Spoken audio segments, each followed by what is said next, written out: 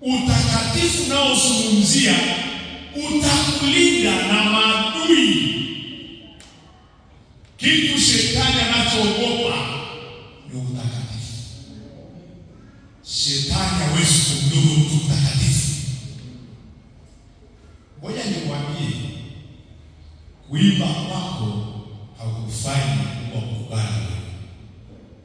Unaweza ukaimba maisha machafu.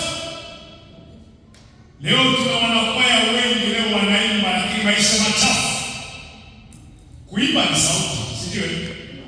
Kuimba ni mpangilio wa sauti. Unaimba lakini natamani kama watu wangeimba katika roho. Watu wametunda, watu wameishi maisha mema na matakatifu. Hata wakisimama hao watu wakimwimbia Mungu, nasikia Roho Mtakatifu anatembea. Maana hao watu wana connect nzuri na Mungu. Yaani wana mawasiliano mazuri na Mungu. Roho anakuja na kuhudumia. Maana Mungu anamwambia Musa, wakishe moto madhabahu usizimike. Maana moto ukizimika hakuna kitakachoendelea. Tunahitaji tuone kanisa likiendelea kujaa nguvu. Kujaa. Wale ndio Yesu ile siku ya Pentekoste ndio tokeni hapa. Si kama mmeendelea. Au ni jazo siku ya biashara ikaisha. Yesu muendelee kujaa na kujaa.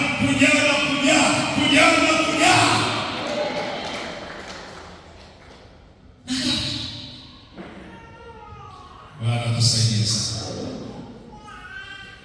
Enoko aliishi maisha matakatifu, kutembea pamoja na Mungu miaka 300. Na Mungu akamtoa. Mtu mwingine ni Mungu. Tukimwangalia mtu kama Mungu, aliishi maisha matakatifu, maisha ya haki na uaminifu katika kizazi chake.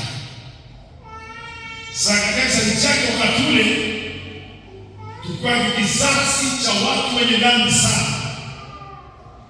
Maisha ya dhambi. Kizazi ambacho kilipotoka kabisa kizazi kile. Lakini pamoja na Mungu kuishi kwenye kizazi cha watu waliopotoka kiwango kile, bado Mungu anaendelea kumcha Mungu. Amen. Usiseme nimekaa hadi penye watu wakanigeuza.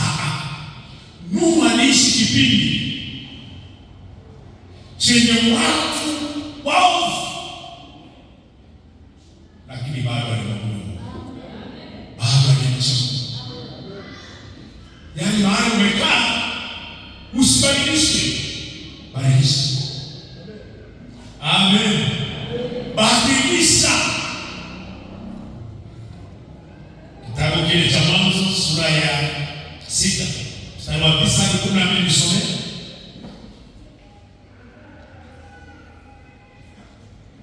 Mwanzo ile sura ya 6 mstari wa 9. Nasoma Mwanzo sura ya 6 mstari wa 9 hadi wa 12. Biblia inasema, hivi ndivyo vizazi vya Nuhu. Nuhu alikuwa mtu wa haki, mkamilifu katika vizazi vyake. Nuhu alikwenda pamoja na Mungu. Alikwenda pamoja na Mungu. Nuhu akazaa wana 3 wa kiume. Shemu na Hamu na Yafeti. Dunia ikaharibika mbele za Mungu. Dunia ikajaa dhuluma. Mungu akaiona dunia na tazama imeharibika. Maana kila mwenye mwili amejiharibia njia yake duniani. Kila mwenye mwili amejiharibia njia yake duniani. Bwana Yesu asifiwe. Nuhu aliishi na watu ambao wameharibu maisha yao. Wamejaa dhuluma, wamejaa uchafu. Lakini inashuhudia kwamba Nuhu pamoja na ukana wa watu hao aliishi maisha ya haki, maisha ya uaminifu, maisha ya utakatifu. Akakataa dhuluma na akampendeza. Historia yake tunaijua. Ana baada ya kuishi maisha matakatifu, Mungu aliadhibu dunia na gharika. Tunaona huyu mtu aliokolewa, na hata sasa watakatifu wataokolewa. Watakatifu wataokolewa. Pepeto likija, watakatifu wataendelea kusimama. Mwenye haki atasimama. Bwana tusaidie sana. Kwa hiyo Mungu anaishi kipindi ambacho kuna dhuluma nyingi, kuna uchafu mwingi, lakini bado aliendelea kumcha Mungu. Leo